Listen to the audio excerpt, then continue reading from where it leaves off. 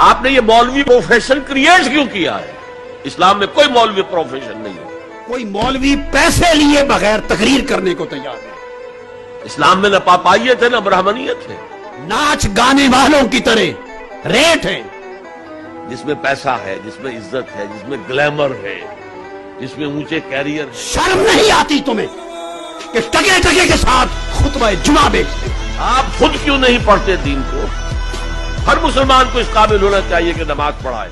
یہی وجہ ہے جب خاندان اچھے کھاتے پیتے لوگ اپنی اولادوں کو دین کے علم کے لیے نہیں بھیجیں گے تو غربت میں پسماندہ لوگ جن کے پاس بچوں کو پہنانے کے کپڑے نہیں، کھلانے کا کھانا نہیں ہے، جوتوں کے پیسے نہیں، روزگار کے پیسے نہیں، پھر وہ غربت زدہ لوگ اپنے بچوں کو بھیجیں گے اور وہ پھر آ کے علم حاصل کریں گے اور روزگار کے طور پہ دین کا علم یوز کریں گے. پھر دین کی تنخواہیں لیں گے امامت کی، پھر پیسے لیں گے. تو دین سارا غریبی میں سیکھا اور غریبی میں تنخواہوں کے ساتھ آگے سنایا. اس تبلیغ میں کس برکت کی آپ توقع کرتے ہیں؟ کیا توقع کرتے ہیں کہ ایسی تبلیغ سے کتنا انقلاب آ جائے آپ کے اندر، کتنی تبدیلی آ جائے؟ پھر آخرت کے نام پر دنیا کمائی جائے گئی اور کیا ہوگا؟ اور یہ اسی کا نتیجہ ہے. چونکہ دین کا علم نہیں دیا اور یہ ہلاکت اہل سنت ہمارے عقیدے میں، میرے عقیدے والے لوگوں میں زیادہ ہوئی. جس کو اٹھاؤ کوئی مولوی پیسے لیے بغیر تقریر کرنے کو تیار نہیں، دین کا علم دینے کو تیار نہیں. الا ماشاء اللہ کوئی کسی کو بلا لے. پہلے تو جاتے تھے تو اس وقت خدمت لیتے تھے، اب ریٹ طے کرتے ہیں ایکٹروں کی طرح، ناچ گانے والوں کی طرح ریٹ ہیں.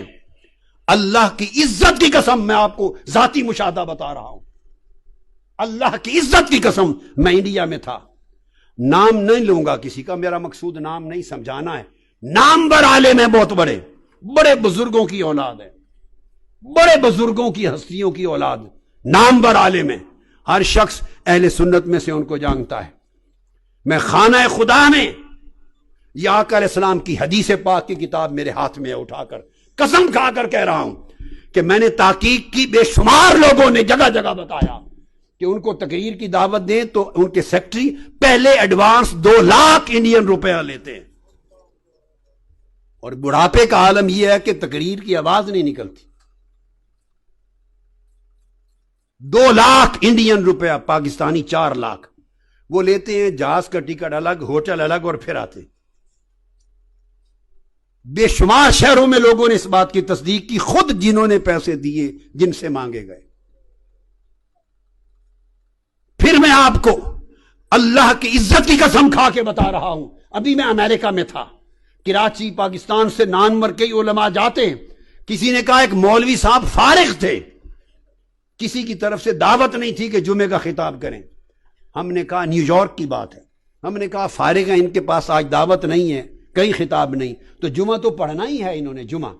تو ان کو کہہ دیا کہ ہمارے ہاں آ جائیں اور خطاب کریں. انہوں نے کہا میں $1000 لیتا ہوں خطاب جمعہ کا. انا للہ و انا الیہ راجعون. کیا فائدہ اس عمل کے ساتھ؟ پگڑے رکھے ہوئے ہیں تمہارے سروں پر، امامے باندھے ہوئے ہیں، گلے میں پٹے ڈالتے ہو، عربی جبے پہنتے ہو، حضور کی سنت اور دین کا نام لیتے ہو، علماء کہلاتے ہو. شرم نہیں آتی تمہیں کہ ٹکے ٹکے کے ساتھ خطبہ جمعہ بیچتے ہو،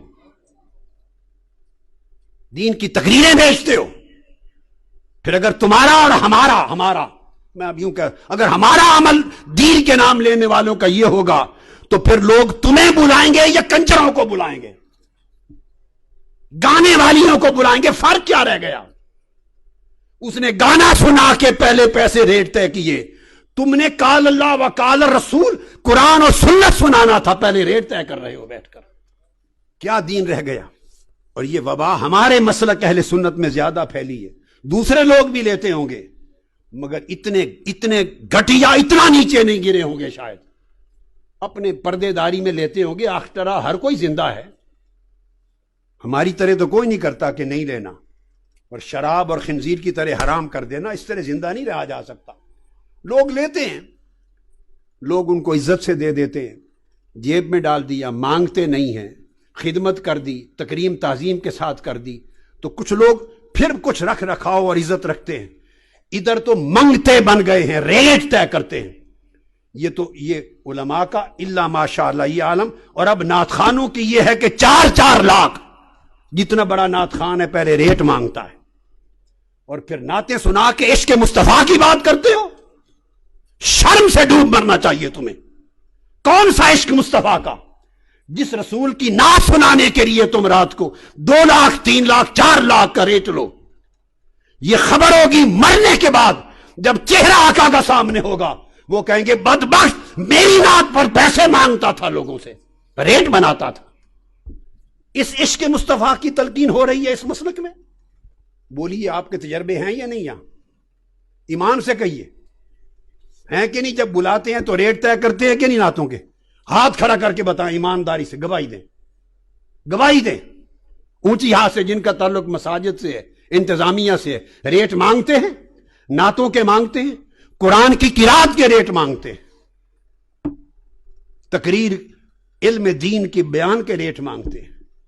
کیا آقا نے یہی تلقین کی تھی امت کو؟ یہی سبق سکھایا تھا؟ صحابہ کرام کا طرز عمل یہ تھا؟